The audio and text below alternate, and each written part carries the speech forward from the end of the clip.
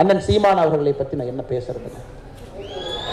ஒரு அரசியல் சீமான் பற்றி பெருமையாக அண்ணாமலை பேசுகிறாரு. சீமான் என்னன்னு கேட்டிங்கன்னா கருத்தியல் கொள்கையில் உண்மையாக உறுதுணையாக இருக்கார். ஆனால் பேசுகிற நிறைய விஷயம் ஒரு ஜாதி இல்லை ஒரு மதம் அவங்கள மேல் நோக்கி காட்டி சண்டையை உண்டு பண்ணுறாரு. அதுக்கு தமிழ் அப்படிங்கிற வாக்கியத்தை அதிகமாக பயன்படுத்துகிற மாதிரி இருக்குது. இதே விஷயத்த நான் அதோட பிரின்சிபல் ஆஃப் ஆக்ஷனை மட்டும், அதாவது அதுக்கு என்ன காரணங்கிறத எடுத்து சண்டையே போடாதீங்கப்பா அப்படின்னு தான் நான் சொல்லிக்கிட்டு இருக்கேன்.